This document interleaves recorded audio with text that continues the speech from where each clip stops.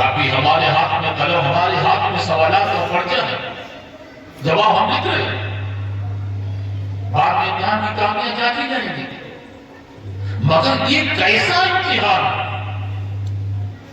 زندگی کا کیسا امتحان ہے، ہمارے ہاتھ میں نہ قلم نہ کاپی، کچھ نہیں، امتحان ہو رہا ہے، مگر یاد رکھنا ایمان والو، ہم جو لکھیں گے اس کے لکھنے میں غلطی ہو سکتی ہوتی ہے، مگر اللہ نے ہمارے اس امتحان کے لیے دو کاتب ایک اس کاغذ پر ایک اس کاغذ پر بٹھا رکھے ہیں، ان کے لکھنے میں کوئی غلطی ہونے کا سوال ہی نہیں پیدا ہوتا ہے، وہ جو لکھیں گے صحیح لکھیں گے، اور قیامت کے دن ہماری کاپی اللہ کے حضور پیش کر دی جائے گی، مولا یہ اس کی نیکیاں ہیں، یہ اس کی برائی۔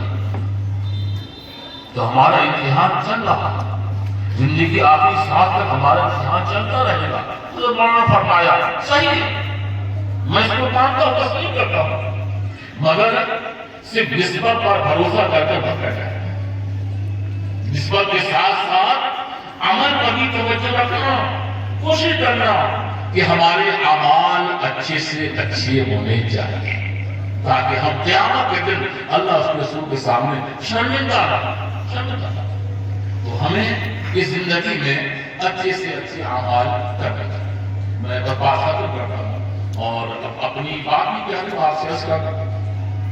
یہ 40ویں کی محفل ہے، اور جیسا کہ آپ نے طے کیا تھا کہ ہمیں 40ویں پر جو ہے کوئی کھانا نہیں کرنا، امید انشاءاللہ یہ بھی کھانا نہیں کرنا، کھانا ہے کہ نہیں، بستی والوں کھانا تو نہیں، الحمدللہ، تو اس پر آپ کو بھی عمل کرنا پڑے گا۔ مجھ سے یہ چھوٹی بستی نے کہا کہ اس دن چھٹی شریف بھی ہے، فاتحہ کرنی جائے، میں نے ختم کر دیا، الگ سے کوئی انتظام نہ کرنا، ورنہ پھر ایک بات اور بڑھ جائے گی۔ آپ نے سوچا 40ویں کا بہانے 11ویں چھٹی فاتحہ کرنے میں کچھ نہیں، ساتھ جو تبرک ہوگا اسی پر یہ سب فاتحہ، تو انشاءاللہ مجھے اس پر اور آپ کو سب کو اس پر عمل کرنا ہے۔ اور عزیز میں آپ سے عرض کروں، میں اس سلسلے میں جب باہر گیا اور جب 40ویں کے تعلق سے لوگوں سے بات ہوئی تو ایسی چیزیں سامنے نکل کر آئی کہ جی چاہتا اپنی قوم کی اس المیہ پر آنسو بہایا۔ لوگوں نے مجھے بتایا یہ جو باہر کا جتنا مجمع آتا ہے اگر پڑھاؤ نہ ہو تو یاد رکھو، یہ فاتحہ میں نہیں نا، جو لوگ آتے ہیں ایک بڑی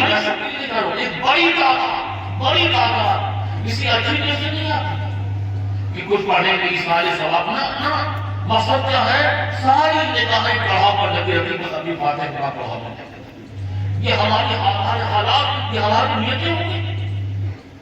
یہ مسلمان صرف کھانے کے لیے پیدا ہوا، سوچ پر غور کرو، صرف کھانا،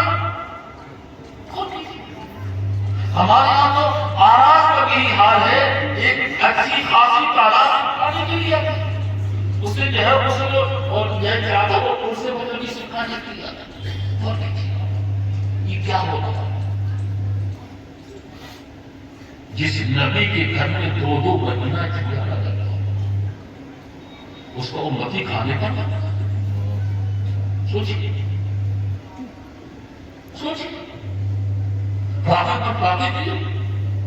اور میں نے پڑھا تھا حضرت ابو ہریرہ فرماتے ہیں کہ آقائے کائنات کے دنیا سے تشریف لے جانے کے بعد جو سب سے پہلی بدعت شروع ہوئی ہے وہ پیٹ بھر کر کھانا۔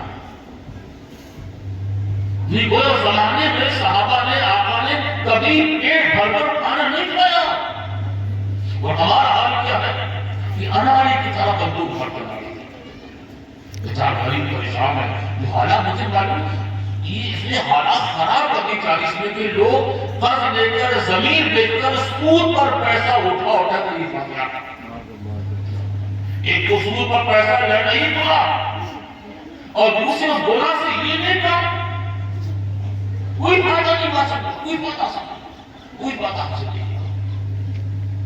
سوائے گناہ کے چھوڑا۔ اور میں نے تھوڑا بہت مطالعہ کیا، بہت زیادہ تھا، بہت مطالعہ کیا، تو مجھے 40ویں میں، 3 میں، 10ویں، 20ویں میں کہیں کھانا نہیں ملا۔ یہ سارے سواب تو ملا، مختلف طریقے ہیں، مگر کھانا روٹی کہیں نہیں ملا۔ کوئی دفعہ کیا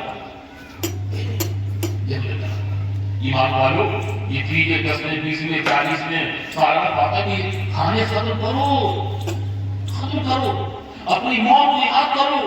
اور یاد رکھنا آقا نے فرمایا جو دنیا میں جتنا پیٹ بھر کر کھانا کھائے گا قیامت تک اتنا ہی بھوکا اٹھائے گا۔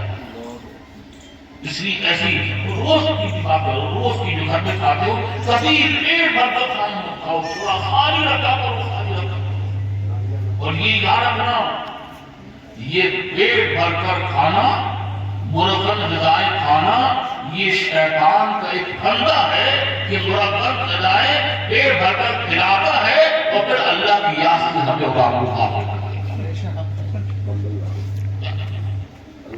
ایمان والو، میری آپ سے گزارش ہے، میری بات مانی، آپ بہت اچھے لوگ ان بات مانتے ہیں۔ آپ نے جس طرح شادی میں بیٹھ یہ نیچے بند کیے، اسی طرح 40ویں میں 3 سب کھانے بند کر دیے، سب بند کر دیے، سب بند کر دیے۔ اور میں آپ سے کروں، یہ تو خوشی کے موقع پر دعوتیں ہوتی ہیں، یہ کوئی خوشی کا موقع ہے؟ اور اب تو حالات یہاں تک خراب ہو گئے۔ کبھی میں اسی ضلع میں کئی جگہ گیا، باہر گیا تو مجھے معلوم بھی ہوا اب تو حالات یہ ہیں کہ یہاں انتقال ہوا، وہاں بریانی کے بگونے چڑھ گئے۔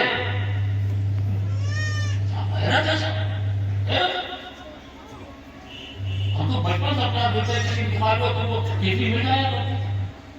اور میں نے مولانا عابد صاحب نے مجھے توجہ دلائی، وہ اتفاق سے وہ جو گوگل پر کوئی کتاب میں دیا ہے، اس میں لکھا ہے کہ میت کے گھر صرف اتنا کھانا دے جو 2 وقت کے لیے کھانا، اور وہ بھی صرف میت کے گھر والوں کے لیے، گھر والوں کی ضرورت کے لیے نہیں، وہ جائے گی نہیں کسی کے گھر۔ مطلب بریانی بولے تو حیرت کی بات ہے۔ آپ نے کبھی سوچا یار یہ اچھا لگتا ہے؟ سوچو یہ اچھا لگتا ہے؟ تو بیچارہ قبر میں کس حال میں ہوگا، کیا ہوگا، ہم یہاں بریانی پکیں گے،